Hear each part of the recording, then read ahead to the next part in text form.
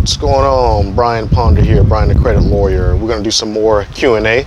Today we're just gonna do some general credit Q&A, okay? We got a few questions. We have a few questions here, and you all get to enjoy the background noise of motorcycles and everything. So hope you can hear me. Let's see. Let's do some adjustments.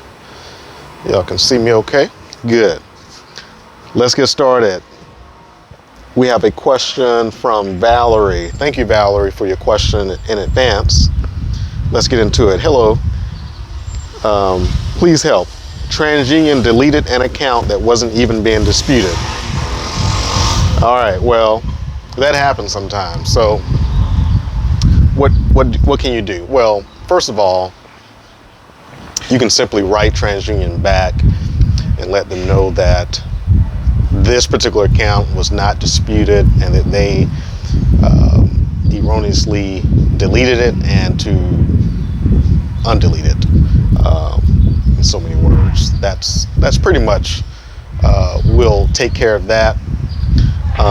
In addition to that, you can also contact the furnisher. So whoever the account was with, so say it was with ABC Bank, you can write ABC Bank and say, hey,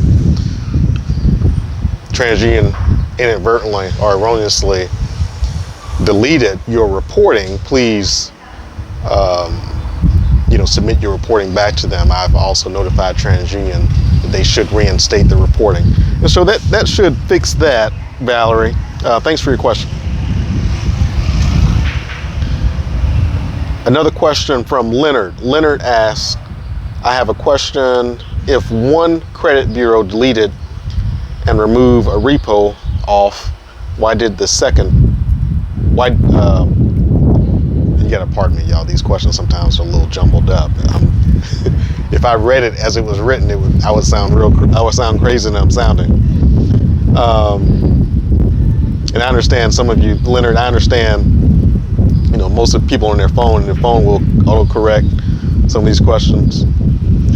So I'll just tell you in paraphrase, there's a repo on the credit and one credit reporting agency deleted it and two didn't. Why is that?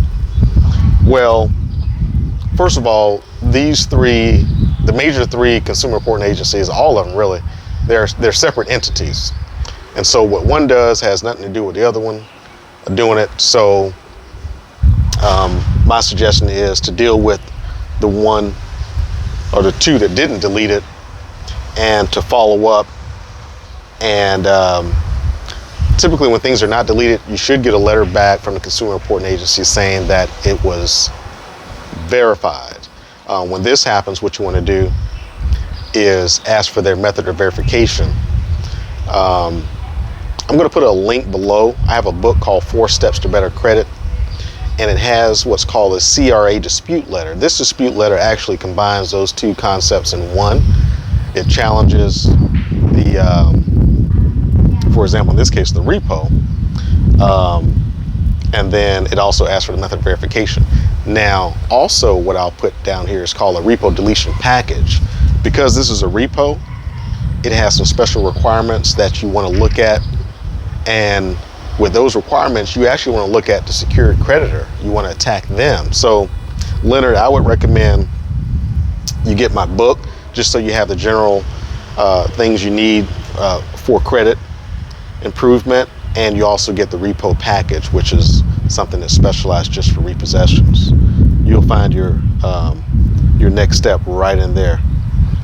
All right, one more question. So I disputed an account with TransUnion pointing out the inconsistent data, and they sent back verified as accurate. What should be my next step? Well, so Rhonda, this question is by Rhonda Michelle. Thank you, Rhonda, for the question. So here's the thing. When you use the word inconsistent, it makes me wonder, inconsistent with what? Inconsistent with what Equifax is doing, or inconsistent with the true record of what it should be? So I would say concentrate on what's inaccurate or incomplete. So inconsistency If it's inconsistent with what it should be, that will be perhaps inaccurate.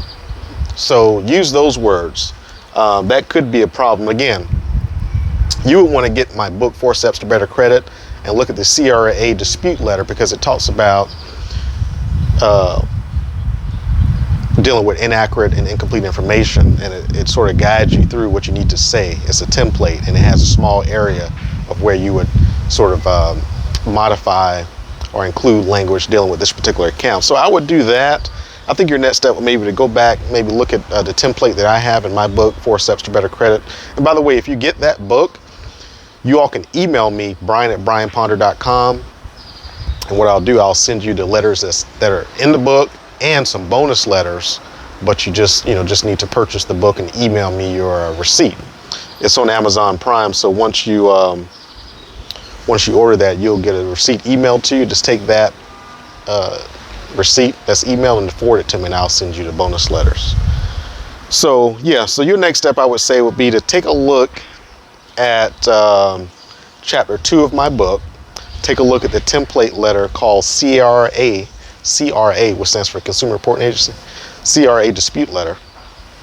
And I would just redispute those things that came back verified. Otherwise, I would tell you to do a method of verification, but I'm not so sure if that initial dispute was proper, so I would redispute it. And the dispute letter I have already has within it the method of verification request, and so you don't have to do a follow-up.